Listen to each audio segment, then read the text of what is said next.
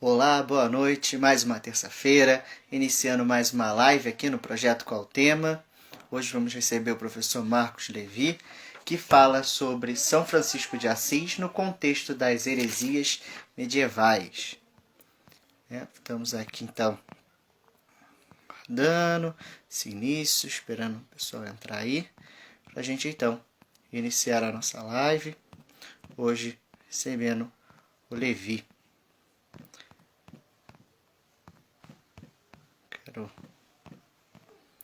agradecer a todos também, pedir desculpas aí por não ter estado tão ativo aqui. Levi já entrou, vou fazer a solicitação e a gente já inicia então a nossa.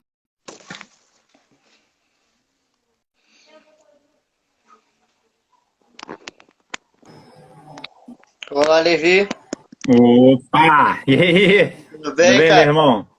Boa noite. Boa noite. Primeiramente quero te agradecer, por ter topado aí participar conosco aí do projeto, compartilhando aí a sua pesquisa monográfica, né? Fiz você voltar lá atrás, Alegria, pô. visitar. Opa! E aí? Boa noite. Oi, vai te falar. Foi, fiz você voltar um pouco, revisitar, a sua pesquisa, Também tem esse intuito aí legal da gente Sim, revisitar sim, a sim. pesquisa. Levi, Diga. eu quero que você fale um pouco, Então se apresente aí para o pessoal te conhecer um pouco melhor, quem não te conhece, para conhecer mais de você. Legal. Alegria, obrigado pelo convite, meu irmão. Fiquei muito feliz, né? Eu já tinha comentado com você no começo do projeto que eu tinha achado a ideia muito boa, né? Logo acho que nas primeiras lives, né? Eu achei boa, criativa, uma inovação, e eu achei que é uma coisa que supervaloriza, às vezes, muitos trabalhos que ficaram enterrados nas bibliotecas das universidades, né? Que se perderam um pouco, né? E aí, fala Molina, meu irmão, bem-vindo, meu amigo. E aí eu achei bem legal a sua proposta, né? Fiquei muito feliz com o convite, obrigado, tamo aí. Bem, eu tenho 38 anos, né? Me chamo Marcos Levi, sou professor desde agosto de 2004, graças a Deus. Estudei na UERJ, né? Formei lá em 2006, né? Ainda que tenha começado a dar aula antes, né? Por uma necessidade mesmo, mas isso foi ótimo, fez toda a diferença na minha vida enquanto professor, né? Ter começado ainda antes de terminar a graduação. Sim. E, assim, o ambiente da sala de aula é algo que motiva e me cativa demais, demais mesmo. E associado a isso tem o estudo de história da igreja, né? Que tem algo muito a ver com a questão pessoal minha, né? De participar da igreja, né? Sim. E tem a ver com as origens mesmo do meu processo de conversão, né? Porque eu me sentia bastante deslocado na igreja no começo da caminhada, né? Porque eu não sabia cantar, não sabia pregar, não sabia rezar direito, né? Mas era insistente, né? Vou continuar vindo aqui, né? Aqui é legal, tem pessoas boas. E aí foi quando eu acabei. Eu sempre gostei de história, sempre tive muita facilidade. E aí acabou que, num desses encontros maravilhosos de Deus, Monsenhor Zé Maria, nem sabia quem era, não era nem Monsenhor ainda na época, me deu um. Ele foi celebrar uma missa na minha paróquia, que é Capuchinha, quer dizer, ele é diocesano, ele foi quebrar um galho lá um dia. E ele chegou e me viu lá, e ele me deu um livro de história da igreja. Nem sabia quem eu era. Perguntou o que eu fazia da vida, né? Eu falei, tô aí, mas eu não tenho muita coisa para fazer, que não sei o quê.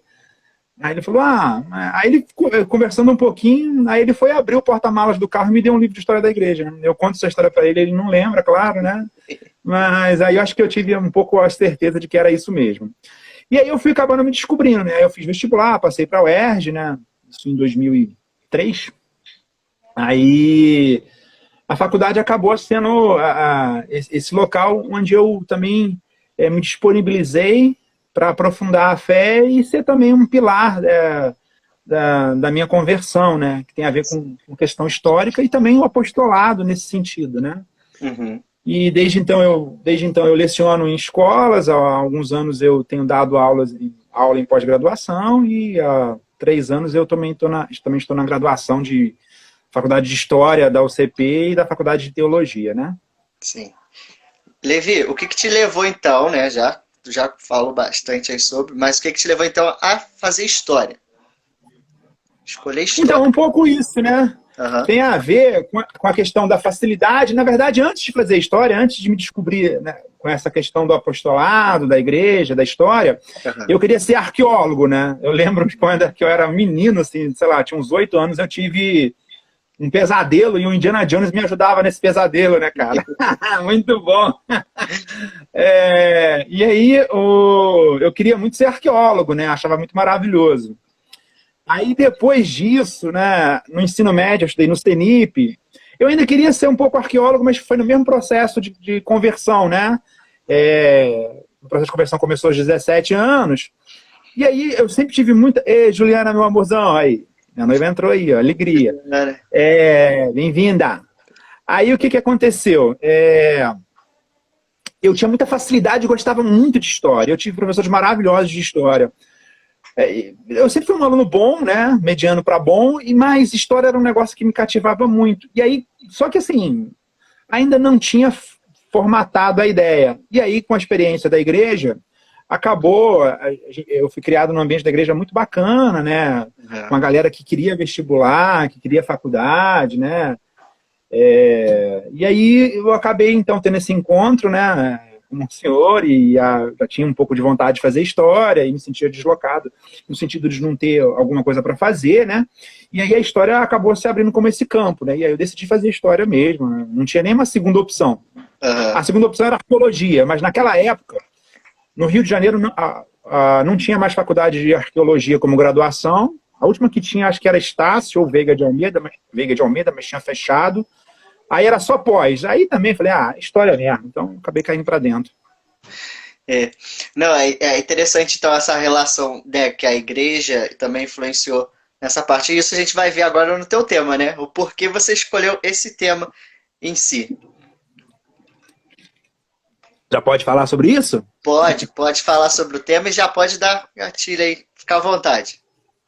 Tá, legal. Ó, o tema, eu acho que mesmo antes de ser da igreja, de ser igreja, de estar envolvido com a igreja, eu jogava RPG, né? Jogo até hoje. E eu sempre gostei do mundo medieval, né? A primeira vez que eu joguei RPG foi em 95, né? Meu Deus. Foi GURPS. GURPS. Um amigo meu, Marcos, ele ensinou eu e um amigo meu já falecido, o Fred, a jogar GURPS, né? E aí o ambiente era... Na verdade, o GURPS era um sistema genérico, né? Que você pode... usar ele em qualquer período, né? Mas a gente jogou, obviamente, fantasia medieval. Eu gostava muito de fantasia medieval, eu gostava muito de medieval, e eu fui despertando o gosto por isso. E aí eu fui parar numa paróquia capuchinha, né? Que sempre falava muito de São Francisco de Assis. E aí na faculdade, entrei na faculdade já com a ideia de estudar a Idade Média. Assim, ou era Idade Média, ou era alguma coisa na Antiguidade relacionada à igreja. E aí eu tive professores maravilhosos de antiguidade e de medieval, especialmente de medieval, né? Na verdade, os dois são muito bons, né? O Edgar Leite e o Celso Thompson. E aí eu que falei assim, o São Francisco, ele envolvia tudo que eu gostava muito, né? Tudo que eu gostava muito ele tinha, né? A questão da religiosidade, das ordens religiosas, da Idade Média, das cruzadas, da cavalaria. Então ele tinha tudo isso numa pessoa só, sem contar uma outra coisa que eu passei a gostar bastante, foi estudar as heresias. Então São Francisco estava envolvido nisso tudo. Na Baixa Idade Média, que é o período que eu mais gosto. E aí eu fui acabando despertando curiosidade, lendo muita coisa sobre São Francisco. Tinha um contato bastante diário, muito próximos com os freios na época, então eu estava sempre lá, escutando coisas, lendo coisas. E eu falei, acabou tendo esse despertar pelo tema por causa disso, né? Mas eu não queria fazer uma biografia de São Francisco, né? Ainda que nesse período tivessem biografias bem legais, né? E hoje é um dos gêneros que eu mais gosto, e eu tenho orientado bastante o gênero biográfico, né?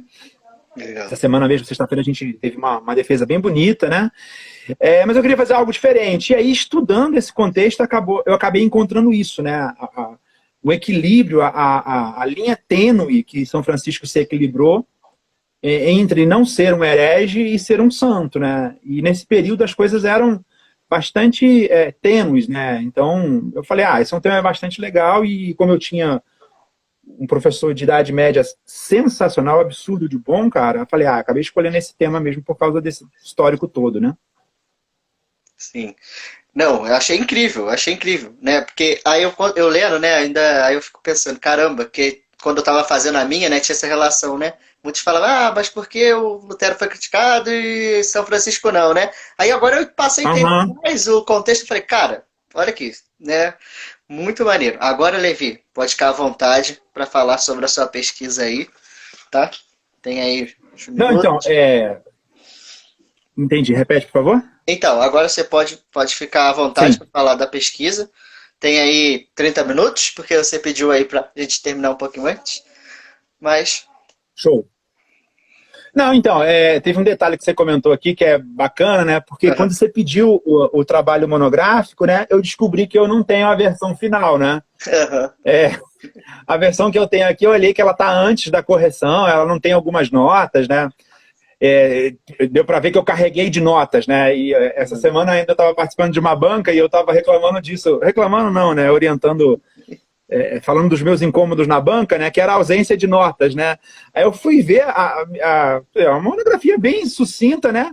Mas tem quase 100 notas, né? Então é um negócio que eu sempre valorizei. Mas eu aprendi isso lá, o Thompson me disse isso, né? É uma coisa que eu trouxe também da faculdade, né?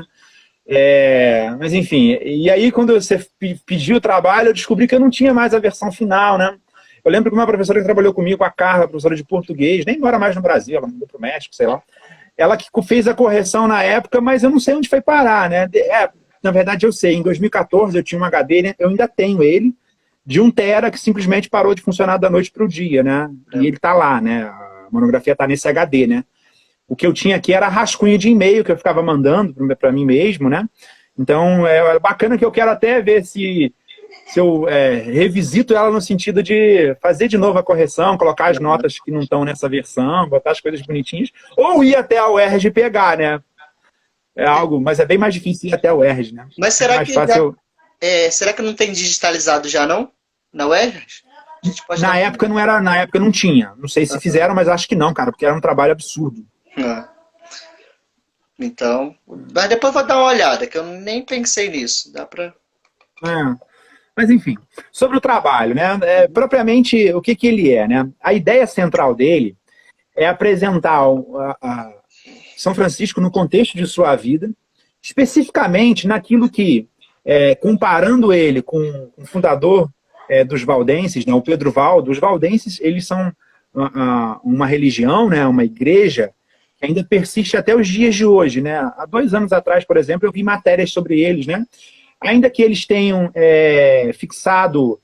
A gente, na verdade, tem 2 grupos de valdenses, né? A gente tem um grupo francês que era mais moderado e até mais católico, e os franceses e os valdenses italianos que eram um pouco mais radicais, mas por incrível que pareça, esse ramo dos valdenses é o que sobreviveu até os dias de hoje com algumas igrejas. Mas hoje, se você for estudar os valdenses, você vai ver que eles não têm nada mais de radical. Na verdade, eles aderiram a todos os modernismos possíveis e impossíveis para se manter vivos, né?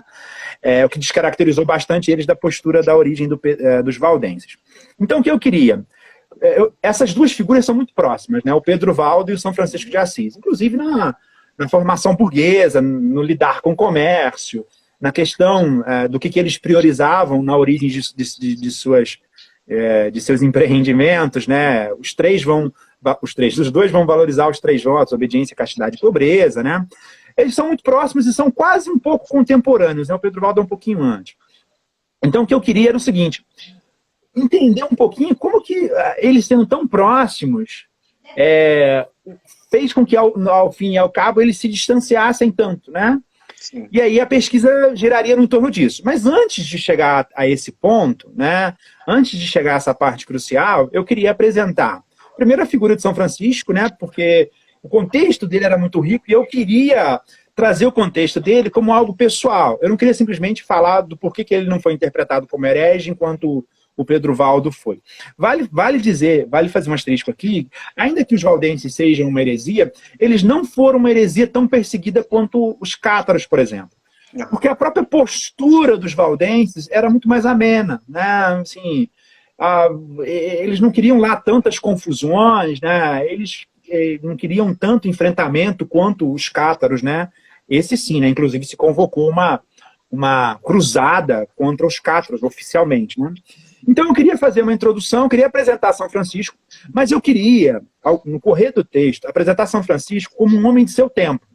Porque às vezes a gente tenta tirar o homem daquele período, né? Dizer, era à frente de seu tempo. Não, os homens são sempre homens de seu tempo, né? Porque aí quer descaracterizar o homem. Não, São Francisco era um homem exatamente do período em que ele nasceu, em que ele cresceu, viveu pouco, né? Mas modificou o mundo em que ele viveu e partiu dessa. Então, assim, não era um homem à frente do seu tempo e não era um homem também com um olhar para trás. Uhum. Ainda que a postura de restaurar a pobreza evangélica, né? Elementos do cristianismo primitivo, né? Mas São Francisco era um homem daquele tempo. E aí que está um pouco esse distanciamento entre o Pedro Valdo, né, o fundador dos valdenses, e São Francisco de Assis. Enquanto que o Pedro Valdo não era um homem de seu tempo, porque ao ser um homem de seu tempo, você tinha que corresponder ao que o teu tempo previa. Uhum. Né? No caso, se você era um homem católico que queria fundar uma ordem, você era um homem daquele período, mas você tinha toda uma hierarquia e um sistema para seguir. São Francisco seguiu esse esquema perfeitamente. Então, São Francisco era um homem de seu tempo, Pedro Valdo que não era. Então, para a gente compreender um pouquinho isso. E aí eu apresento o São Francisco, né, com destaque pelo processo dele de ser um homem que vivia os sabores do mundo dele, né? De ser um jovem do seu mundo, passar por um processo, inclusive, de ser armado cavaleiro, mesmo não sendo um nobre, a sua família era burguesa, né? Ainda que naquele período, a gente quando fala dessa questão da nobreza, a gente pode achar, mas ele não era um nobre, podia ser armado cavaleiro. É porque esse distanciamento entre a nobreza e um burguês, ele não é tão fácil de ser provado, né? Uhum. Porque não é incomum que você tenha um parentesco nobre. Não é incomum naquele período que, sei lá, seu tataravô, o seu tio, o seu primo, sei lá, tenham uma questão de nobreza. Então ele podia ser até armado, assim como ele foi, né? Hoje de tarde eu assisti uma live da PUC, né? O Frei Sandro foi lá falar sobre o encontro de São Francisco com o turco, né? Com Al-Kamil, acho. É legal que a gente está ainda falando disso, até conversei um pouquinho com o Frei Sandro depois, né? E eu lembro que o Frei Sandro, o texto dele naquela época, em 2005, 2006, né? Foi um texto que me ajudou muito. E aí depois, ano passado, eu tive com o Frei Sandro, eu fui contar essa história para ele, né? Aí ele lembrava desse texto, ele escreveu há muito tempo o texto, né? Enfim, só lembrei disso antes que eu esquecesse e eu comentei. E aí eu queria apresentar então São Francisco como um homem de seu tempo, mas que passasse por esse processo todo, né? O processo de conversão, o processo antes do processo de conversão, de ser armado cavaleiro, depois de encontrar lá o crucifixo de São Damião falar com ele, de reconstruir a igreja. Ele inicialmente entende isso de forma literal, achava que era para reconstruir com as mãos, né?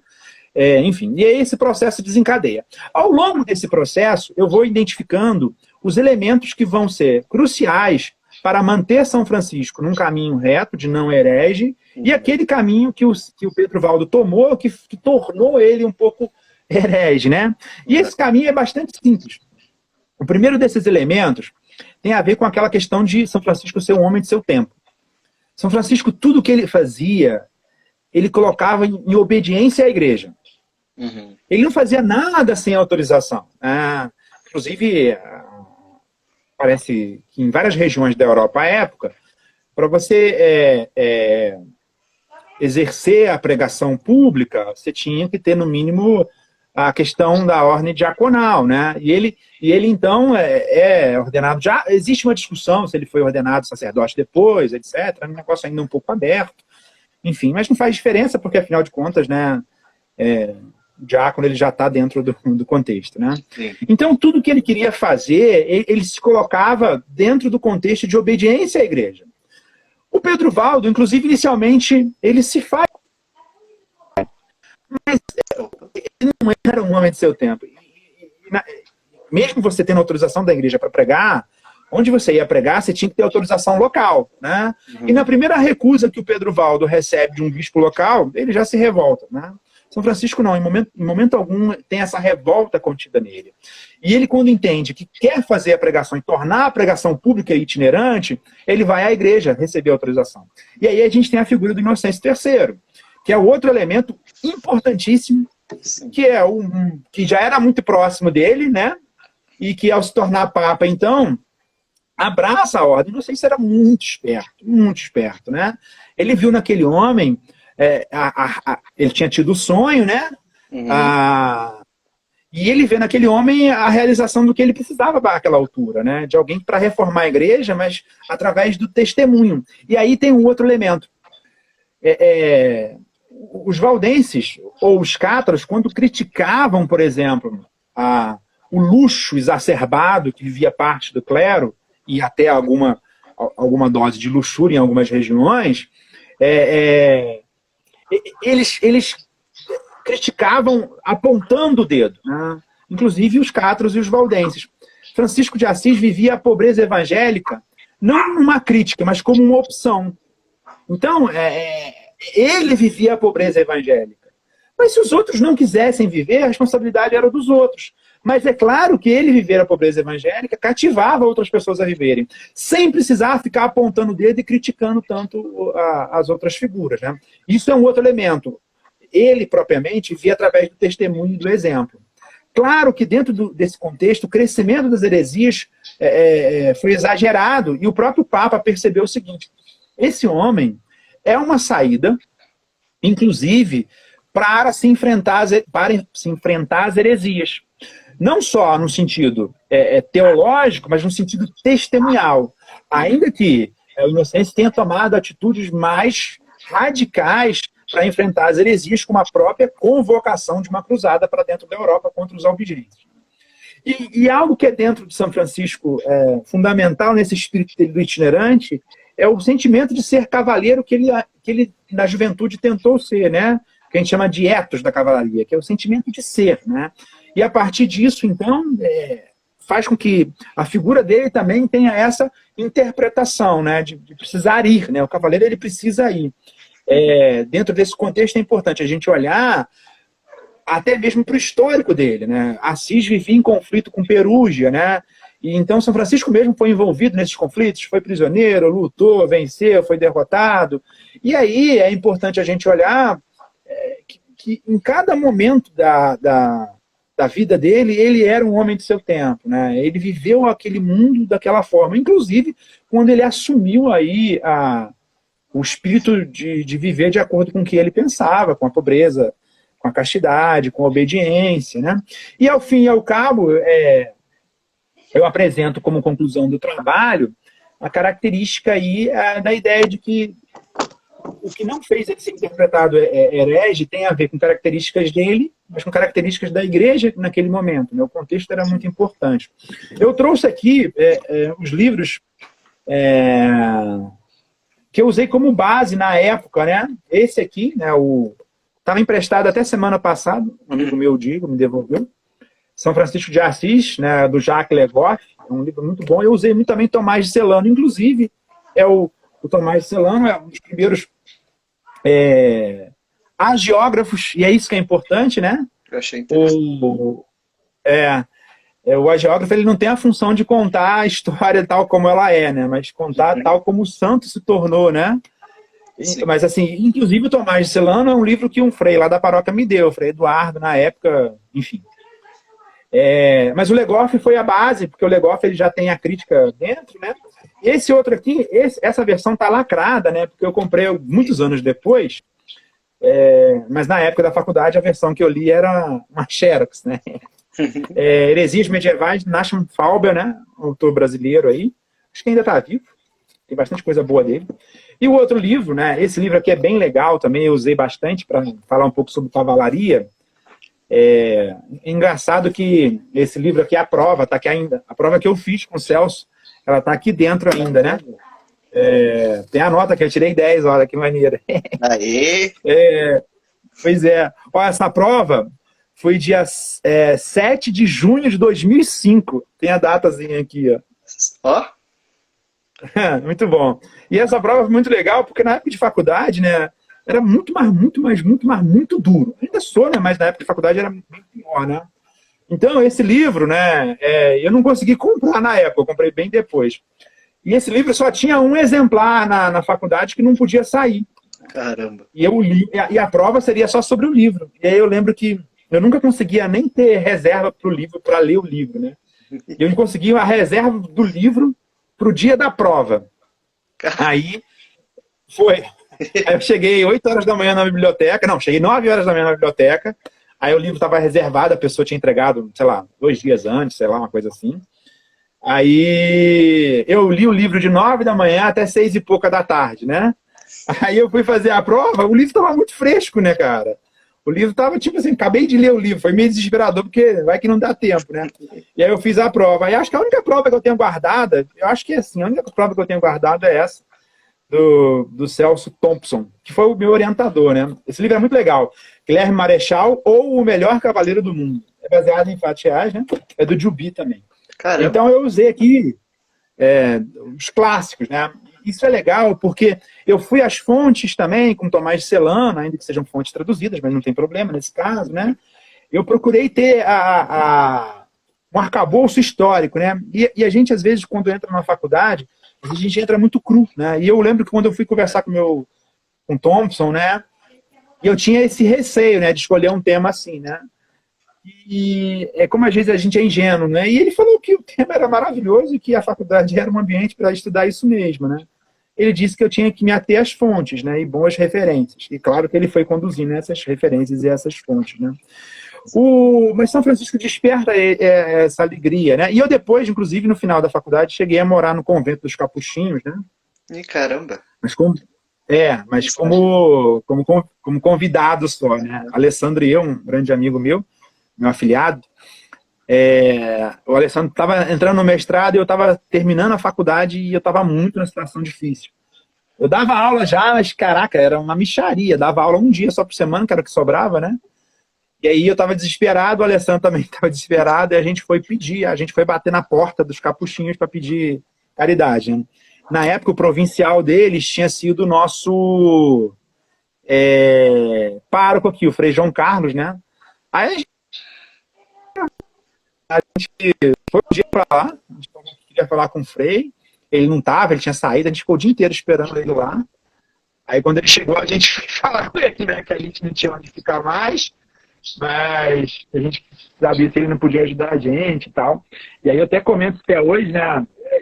Ter convivido lá dentro o último ano da faculdade foi o que possibilitou eu terminar a faculdade, mas também o que me aproximou ainda mais do tema, né? Sim. Eu lembro a frase que ele disse nesse dia, né? Ele falou assim, ele era o provincial da ordem, né? Ele dizia que, em tese, ele até mandava na ordem, na região, mas ali quem mandava era o pároco, né? Mas que ele achava que o pároco ia atender um pedido dele, né? Aí ele falou uma frase, frase de santo. Ele falou que a caridade dos capuchinhos não termina nas paredes do convento, mas entra convento adentro, né? Eu nunca esqueci isso, né, velho? Eu falei, muito maneiro, cara. Aí uma semana depois ele ligou pra gente pra falar que tava tudo liberado, que a gente podia mudar pra lá. Negócio muito de Deus, velho. Porque eu tava devendo muita matéria, eu tava devendo umas 12 disciplinas no final da graduação, né? Porque eu cheguei a morar no Rio, mas aí eu odiava, né? Morava numa favela brabíssima, no Acari, né? Aí eu morava sozinho, era muito ruim. Aí, para subir e descer, eu não conseguia assistir aula todo dia. Então, eu ia 2 ou 3 vezes por semana na UERJ e, obviamente, ficava devendo disciplina, né? Aí foi a forma também. Então, eu acho que São Francisco também, ao fim e ao cabo, conduziu também para isso, né? E foi uma descoberta maravilhosa o tema. O tema é riquíssimo, né? E até hoje eu ainda uso elementos que eu aprendi na graduação relacionados especificamente à escrita do texto, né?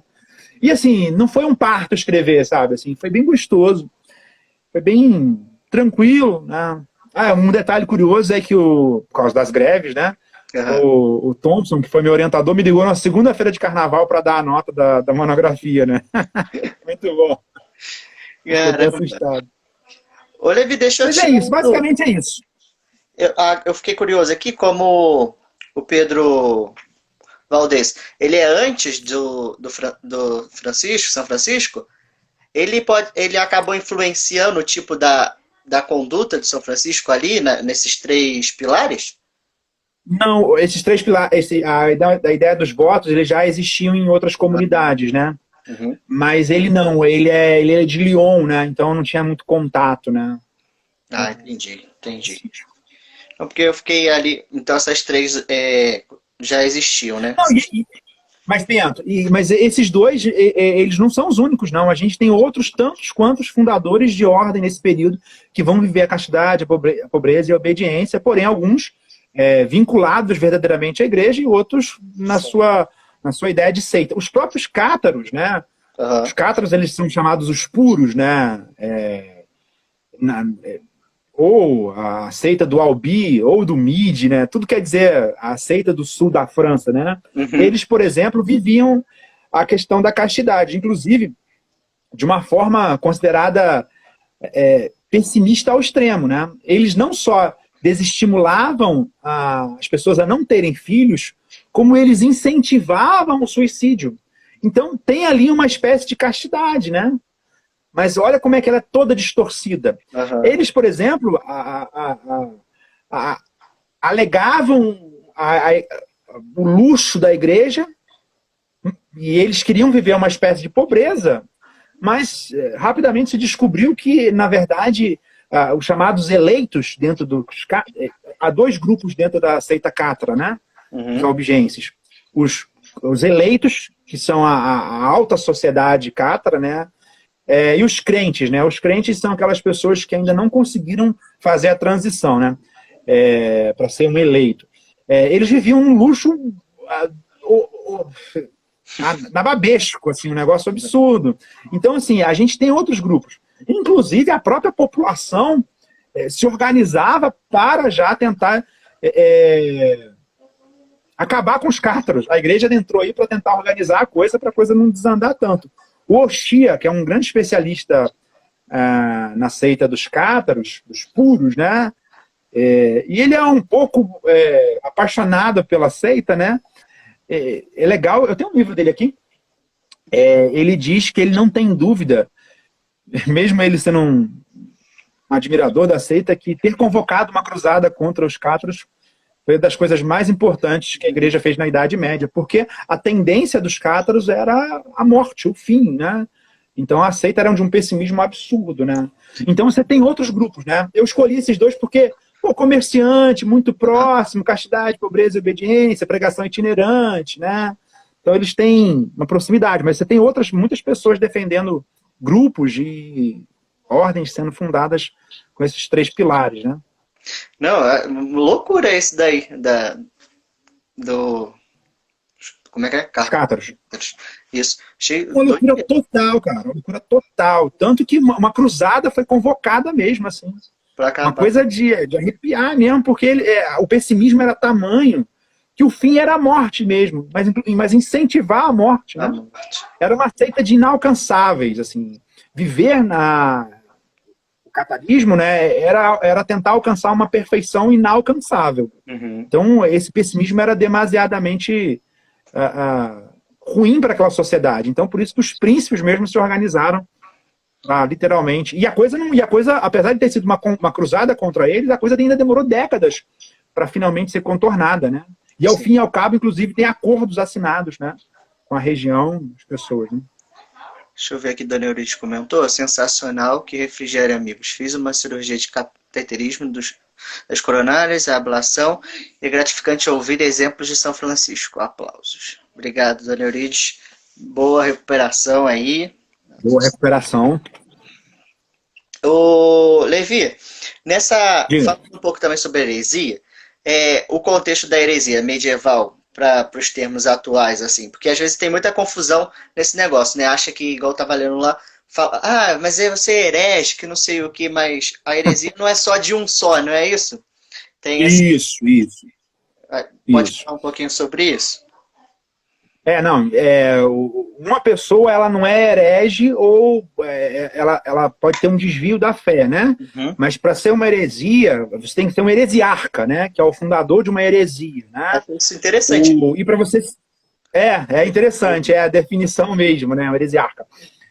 Dentro desse contexto, e também só pode ser herege quem, no caso, confessa da mesma fé, mas se desvirtua dela por alguma característica específica, né? Eu até... o muçulmano ele não é herege no período medieval, nem o judeu, né? O muçulmano é um infiel, né? Então ele não entra dentro desse contexto. Inclusive isso tem a ver, eu comento na monografia, né? Sim. Com a origem da Inquisição. Quando a gente vê a Inquisição com os muçulmanos, a gente tem raros casos isolados, mas com os judeus não faz sentido, né? Porque a Inquisição era para os cristãos, né? Então, quando a gente tem esses casos, eles são, com certeza, coisas que foram desvirtuadas. Mas a heresia, a gente tem... as heresias modernas, elas são um pouco diferentes, né? A gente tem dificuldade de caracterizar, mas a gente consegue. A gente tem aí um lastro, que são as heresias do período antigo, que são aquelas que estão tentando formular... Mas Cristo é Deus, mas são três figuras em uma, mas ele, enquanto era homem, também era Deus, né? E o Espírito Santo que é? São heresias que ainda estão tentando formular essa questão teológica. E aí a gente tem uma quantidade de heresias absurdas surgindo nesse período, né? Entre os séculos 1 e 5, mais ou menos. As heresias da Baixa Idade Média, elas já são heresias de uma outra linha, são heresias mais populares, como eu comentei, né? Está criticando o luxo, a falta de pobreza, o retorno ao cristianismo primitivo, né? E mais modernamente, a gente tem como heresia os elementos que relativizam mais a fé, né?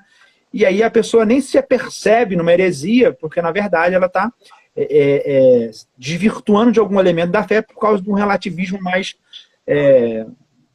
dilatado, ou não, mais diluído, né? A pessoa não tem mais aquela visão ortodoxa, né, de algo reto, né, e aí ela acaba descambando para uma heresia. Mas a pessoa precisa ter consciência que está numa heresia também, né? Isso, inclusive, as pessoas hoje têm muita dificuldade, né? As pessoas acabam lidando com a questão da fé como algo muito pessoal, né? Você tem uma fé que é pessoal, mas sua fé está enraizada dentro... de um conceito teológico, né? Então, enfim. E acho que é isso que faz com que essas heresias mais atuais sejam essas, né? Elas mais diluídas e as pessoas às vezes nem sabem que estão na heresia. Nesse período a coisa era mais clara. Mas as pessoas também tocavam a sua vida, né? Como os próprios valdenses persistindo até hoje ainda na Itália, né? Sim. Principalmente. Eu achei interessante aqui falando disso, heresia e tal, que acho que você, agora eu só não lembro qual dessas outras ordens aqui, que você fala sobre a Eucaristia, né? Que ele já não tinha a transubstanciação, se não me engano. Aí eu me lembrei rapidamente de Lutero, né? Anos depois, Sim. ele usa esse mesmo argumento, né? Então já era algo bem antigo, bem anterior a ele, que acabou influenciando, né, na hora dele organizar lá o seu catecismo e tal. Né? Aí eu falei, caramba, olha, porque às vezes a gente passa dando despercebido, né? Porque tem coisa que é muito anterior, se a gente for, também não dá tempo de focar em todos os lados, né? Igual, Sim. partindo desse períodozinho aí, logo nessa teologia, eu falei, caramba, como essa teoria ali perdurou, né, quase 3 séculos depois, Sim. e ainda influenciou o luteranismo. Não, especificamente porque surge nesse período também algo que vai ser bastante influenciador do protestantismo, que é o Joaquim de Fiore, né? Uhum. Na Baixa Idade Média tem uma outra heresia, né? Que seria a Era do Espírito Santo, que era uma heresia também, né? Inclusive com tom apocalíptico, milenarista, né? E isso influencia nos caras que vão fazer a transição entre a Baixa Idade Média e o mundo moderno. Esses sim, né, nascendo nesse mundo menos ortodoxo, acabam tendo uma interpretação mais livre e eles vão ser responsáveis, inclusive, para o Guilherme de Ockham, esses caras na mentalidade do Lutero e da galera dele, né? Sim. Essa é muito loucura, né? Como nasce a heresia nessa época, eu fiquei, caramba, e coisa que... Muita. Muita. É igual que tu estava falando, né? Logo lá nos primeiros séculos, era um modo de eles tentarem organizar a princípio, né? Então era discutido. Sim. Mas depois vai tomando outras proporções. Achei maravilhoso essa parte.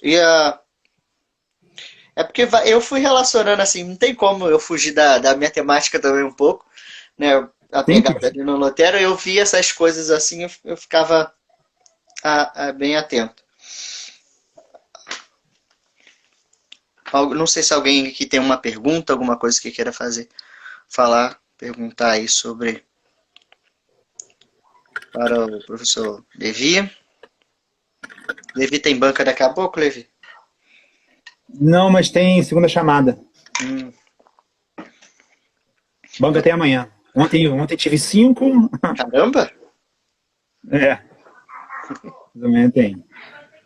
Tem bastante gente aí para me chamar para o ano que vem, ó. Que beleza. Partilhar. Não, mas eu achei interessantíssimo falar sobre São Francisco, né? E eu estava pensando aqui também como estava caracterizado, né, a mudança dele ali logo na conversão dele, que às vezes até condenavam os pais dele, né? Da forma que eles se portavam antes, né? Sim, sim. Caramba, que eles queriam julgar o estilo de vida dele e tal. É, Sim. é, é engraçado essas primeiras biografias que fazem deles logo nos primeiros tempos, né? Porque às vezes eles distorcem algumas coisas e depois de alguns séculos que vão consertar, né? Não, então, eu não sei se você está falando especificamente dos agiógrafos, né? Mas é porque eles Não, têm uma função muito específica, aham. né? Eu Que é acho, realmente fazer o santo, né? eu achei interessantíssima essa parte. Na hora que eu li a geógrafo, falei, caramba, tem uma pessoa só para isso, fazer a função da história do santo ali em si todo com esse misticismo. Sim, é. Então, eu falei, Tem cara, um muito estilo legal. próprio, né? Tem um estilo Aham. próprio. É, Eu falei, eu não conhecia esse tipo de. Eu falei, caramba. literatura. Eu até anotei aqui, falei, para pesquisar mais sobre. Muito legal mesmo. Não, e esse é um período que às vezes a gente acha, porque a gente está lidando com o assunto, que ele tem uma centralidade religiosa, que todas as soluções eram religiosas, mas isso é o maior equívoco que a gente pode cometer, né? O Uhum. próprio Inocêncio III, diante do crescimento das heresias no período dele, ele toma aí 3 caminhos bastante distintos para resolver o problema das heresias no período dele. E nesses caminhos que o Inocêncio III toma, a gente percebe que tem uma racionalidade, né? Ele era um jurista, né? Uhum. Então, a primeira coisa que ele faz é, não só ele, e é isso que é legal, Aham. inicialmente não é nem ele, é criminalizar a heresia. Sim. Colocar a heresia à margem da lei, dizendo, não, a heresia é uma lei, a heresia é uma subversão da lei natural que a gente tem nesse período. E uma coisa que é interessante, a gente tem um canonista famoso chamado Ungúcio. O Ungúcio, ele dizia que aquele que não se alia à maioria é turpes, ou seja, é uma pessoa indecente. Então a heresia, ela coloca em xeque ou contra a parede a própria sociedade. Ela Uhum. coloca em risco a sociedade medieval. Então o que o Inocêncio faz inicialmente é isso. É usar as ferramentas que ele tem disponível. A racionalidade. Então, Sim. a ideia da criminalização da heresia, né? Inclusive, quando ele faz isso, ele traz para a baila o Estado. A gente não tem um Estado propriamente, mas os príncipes, os barões, os reis, porque eles são esse poder. Ainda que a igreja tenha lá um Trunkenlaud, um princípio de ambas as espadas, né? Mas quem executa o poder nesse sentido é o Estado. Então, quando passa por essa criminalização, é o próprio Estado que assume isso. Então, tem essa função também. Bem, claro que para combater as heresias não se usava o direito romano, e sim o próprio direito canônico. Tem a Uhum. ver com essa questão da concepção de que a gente está falando de algo religioso. Mas ele transfere para a esfera civil também aqueles elementos ligados ao mal que uma heresia pode provocar na própria sociedade. Sim. Então não é um problema exclusivamente religioso. Olha aí a sacada dele. A outra atitude dele é, por exemplo, pegar os dominicanos, os franciscanos. Essas ordens atuam por meio do testemunho, mas atuam por meio da catequese também. E é claro que, por fim, convoca-se, inclusive, uma cruzada para combater aquelas que reagiam com violência ou que agiam com violência inicialmente, né? Então, Uhum. assim, é um homem que ele usa as ferramentas que ele tem disponível. Sim. Não é algo de uma única vertente ou de um único caminho, né? Então a gente olha para a sociedade medieval, a gente precisa entender que eles eram racionais, sim, né? E muito racionais, por incrível que pareça. Mas isso não inviabiliza a visão que eles têm de mundo, né? Para eles, a gente tem uma visão, inclusive, não é uma heresia, mas é um relativismo, que a gente tem o mundo natural, que é o nosso mundo, né? E para a sociedade medieval existe o mundo natural, inclusive que é o mundo da ciência, da razão, da racionalidade, etc. Para o homem medieval, o contrário do mundo natural é o mundo sobrenatural. Né? Então, esses dois mundos eles estão dialogando, né? Uhum. Não é um mundo antinatural, né? O contrário do sobrenatural é o mundo natural, não é o antinatural. Então, eles têm essa concepção de sociedade que é racional, mas que tem um elemento poderosíssimo, que é o sobrenatural. O sobrenatural, para eles, faz parte do cotidiano. Né? E os testemunhos disso são milhares e milhares e milhares, né? De homens que eram homens de fé, mas que eram homens das ciências também. Né? Sim. Inclusive aqui, a gente está falando de Inocêncio III, que era um jurista. Né? Uhum. Cara, ele foi fundamental também, tanto para São Francisco conseguir a sua ordem, né? Porque ele teve esse olhar, né? Que ele poderia usar disso para alcançar os seus objetivos também. Sim, sim. Levi, a hora vai se aproximando, né? Na hora que você me falou aí. Eu queria te agradecer, cara. Adorei mesmo Alegria. Esse tema. Achei incrível. Falar sobre São Francisco, heresias nesse contexto. Me despertou outras coisas também. Falei, caramba, tem coisas que a gente não repara tanto, mas aí a gente, né? Eu tenho falado que eu tenho aprendido muito, né? Ao ler as pesquisas aqui, porque tem coisas que passam tão percebido que a gente fala, caramba, eu não tinha notado isso. E eu te agradeço novamente, tá? Muito obrigado mesmo por ter participado. Foi um prazer, né? Tê-lo aqui, compartilhar minha. pesquisa. E agradeço também a todos aqueles que nos acompanharam desde o início, né? Aqueles que ainda vão assistir, que vai ficar salva a live aqui, né? E aí vai poder acompanhar. Novamente te agradeço, tá? Valeu mesmo, foi um prazer. Obrigadão, Levi. Alegria minha, obrigado, meu irmão, tamo junto. Então, uma boa noite aí, uma boa aula. Boa noite. Valeu.